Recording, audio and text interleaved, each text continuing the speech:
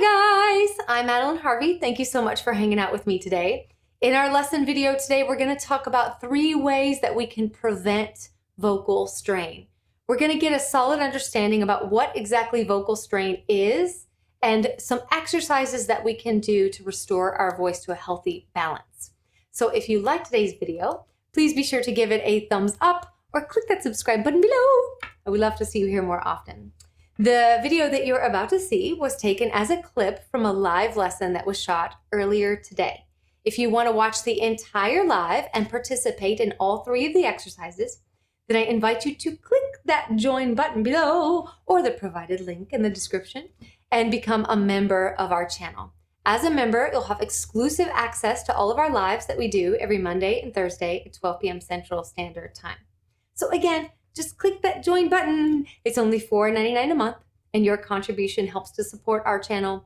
That way we can continue to deliver awesome content for you. You ready to get started? Here we go.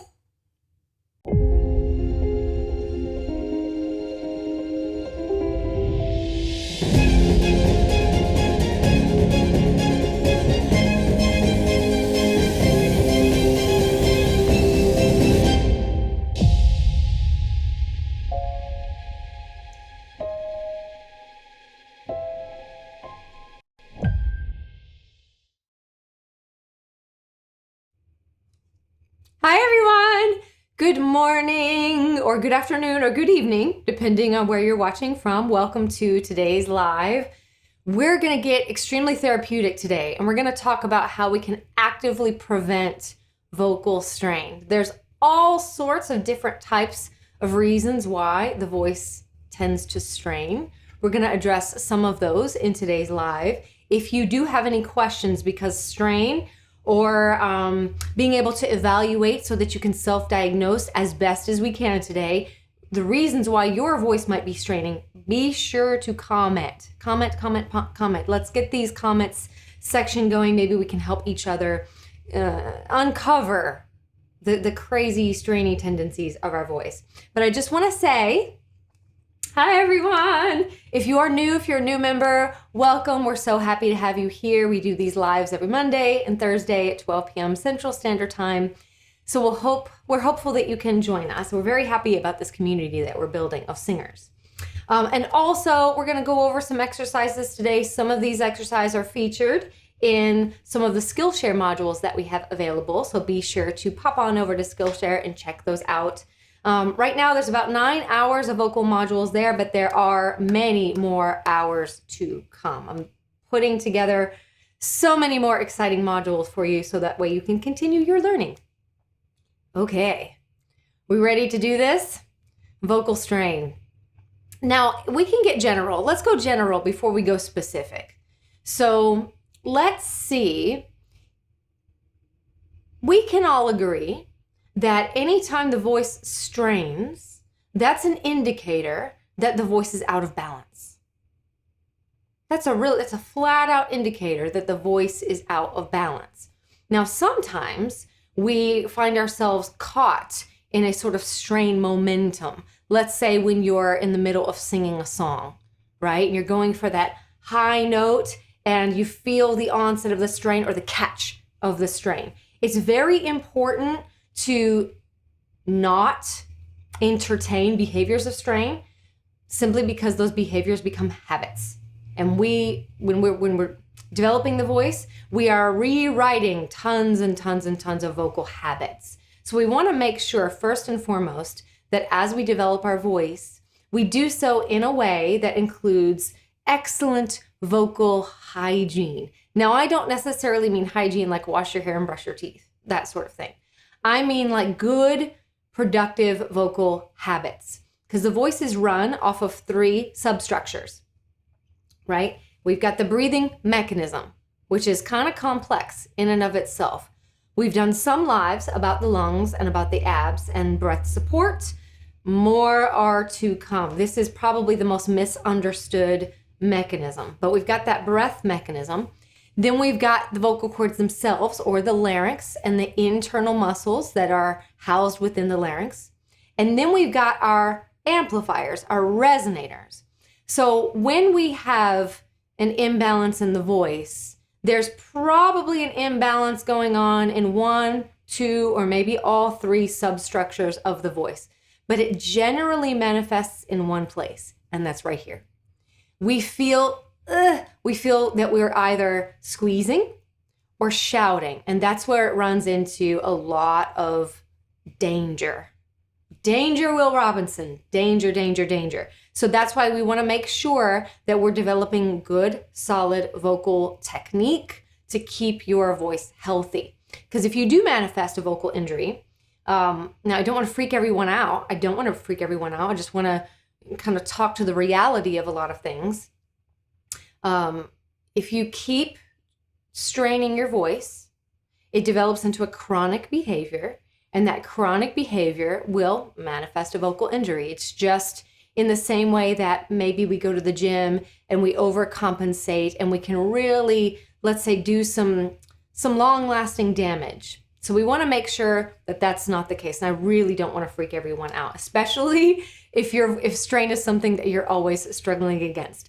That's the purpose of today's video, is to get you on the healthy up and up. So what is an example of good vocal hygiene? How can we balance all three of these substructures easily and effectively? Because that's what I want to talk about today. So I want you to remember these four letters: S, O, V, T.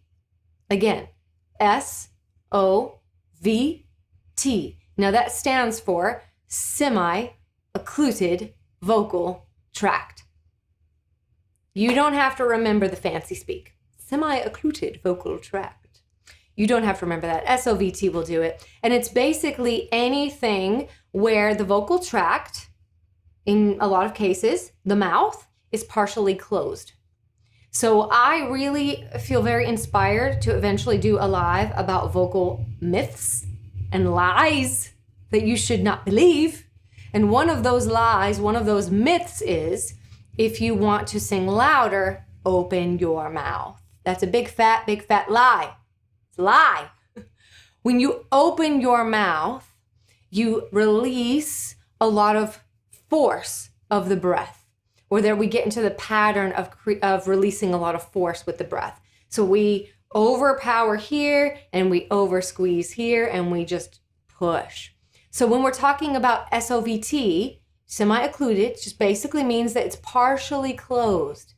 Part of that reason is to make sure the voice remains in balance. That's all we're looking at here today. We want the voice to always remain in balance. So if we saw the message prior to today's live, sorry to spring it on you so fast, guys. Wanted you to bring a straw and a cup that is partially filled with water. Now, if you don't have one, this is okay. I'll give you a modification for the exercise. But the reason this is called straw phonation, I'm sure you guys have heard it. I'm sure. Straw phonation is amazing because it's therapeutic. And a lot of people get so about that power and that belting force that they think things that are therapeutic or things that are basic are kind of lame. So we're gonna go really basic today. I've got my really big Starbucks cup here, bedazzled Starbucks cup. My water's about right to there, but I've got my lid on it. What we wanna do is take that straw and press some air, blow some bubbles, push some air consistently into the water so that you generate bubbles. Now, you don't want to be forceful about it. You want a nice rolling boil. Yes, double, toil and treble. Just a nice little rolling boil. So let's give that a try. We're not going to make any sound just yet. Mabel checking some things out. So here we go. Just no voice, just air.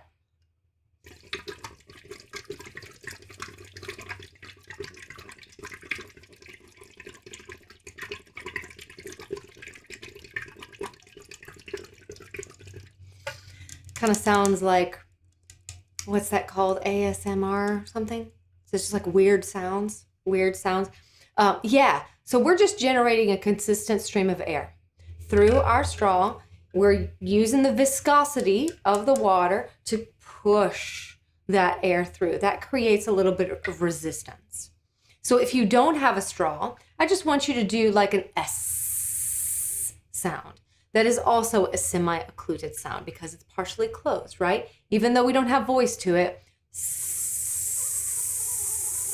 But please do, as soon as you get the chance, get yourself a straw.